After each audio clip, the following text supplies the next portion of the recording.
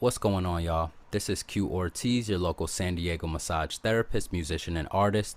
And today's session with recording, I basically pulled the keyboard out again. I listened through. I mentioned in the last session that I added reverb to this more spacious sound it's just more the little touch to add in the spaciousness, that ethereal quality. Now I just took the opportunity to practice piano. Just practice. I don't know if I'll show the whole thing. I know I recorded myself just kind of doing scales with both hands, just to have like doom doom doom doom doom doom doom doom doom doom doom doom doom doom doom doom doom, just like that for an exercise. But it's because I want to improve on the keys. That's one instrument that little by little I just improve on over time. And yeah, my right hand's definitely better. So when you hear me on Love and Well Wishes playing the keys like that, or any song that I'm playing the keys, my right hand is definitely more dominant. So I'm working on that left hand, just even if it's arpeggiated chords where the I'm playing one note at a time in the chord, just still keeping that going, keeping that action going, and just getting the coordination better. So that's what I spent time doing, and still in the process, I'm engaging with the track. So I'm listening to the song, but I'm engaging with it in a different way. I'm engaging with it by playing the keys on it and seeing, oh, what if on this part. But because I'm not as good on the keys, I use it as an opportunity to just slowly just do some drills, do chords, and then I allowed myself to then play a little more with the right hand, because again, I'm more free with that. So I just play, it's more like playing more lead with the right hand, and then coming in with the left and just kind of going back and forth with different chords. Like, all right, just boom, get familiar with this chord. And at the same time, I mentioned in the video, use IRF, improvise for real method, while working on your songs, because when I was able to do that with the keys, then I could see on the keys I'm working on, I could see, okay, this is the sixth chord and these are the notes for it. So then when I'm practicing, I'm just getting more familiar with the keys, where everything is. Okay, then it switches to the one, doom doom doom, and two doo doo, and then I can just become more aware of how that works on the keyboard.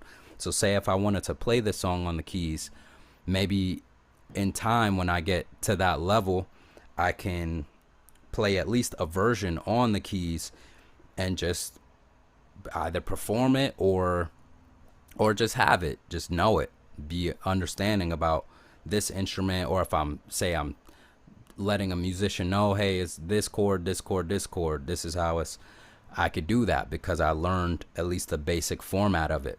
So yeah, in this video, that's what I'm doing. I'm just playing the keys, listening to the song, adjusting still, like, oh, cut that bass out or put this bass part here, boom.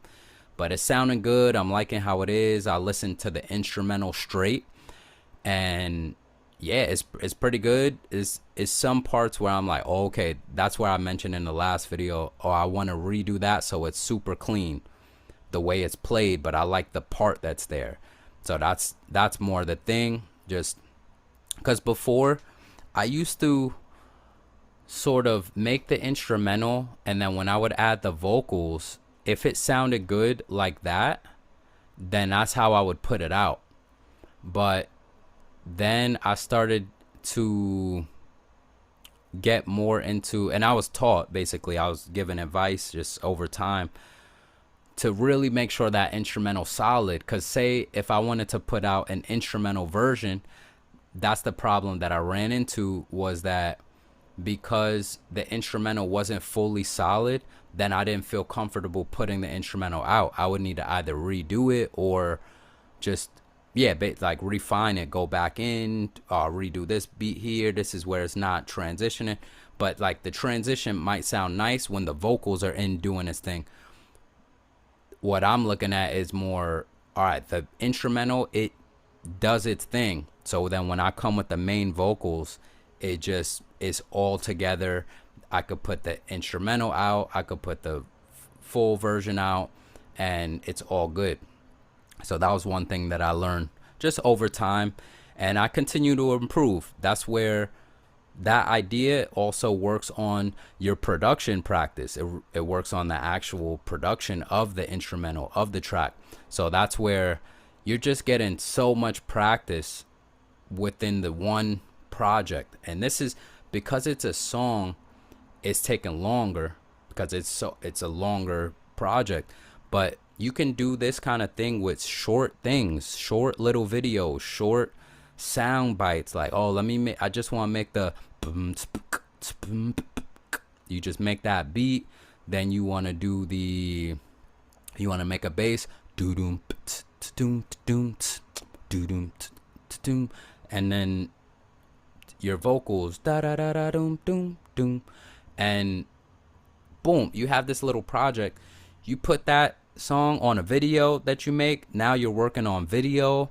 You go, okay, I'll do one shot where I'm like this, one shot where I'm like this, and you make a 15-second video, 30-second video, and you're just getting practice. It gives you that goal to look at, to move forwards toward. So yeah, look into that. I've been rolling, tossing, you're rattled like dice. It's your turn. Will you ask of this life?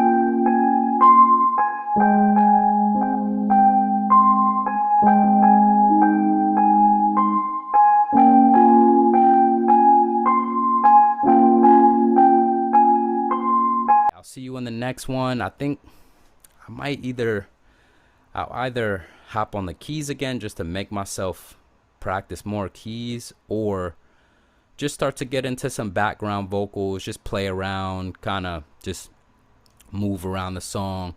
And then when I get something that I'm like, I like what that's doing, then I mentioned that I'll get into breaking it down, going through each track and just like working on the sounds of each one, moving through, putting them together, and just seeing if I could have this solid track by the end. All right. So if you like this video, click like. If you have any comments, drop a comment below. And if you want to continue on this journey with me, click subscribe and we can vibe. Peace out.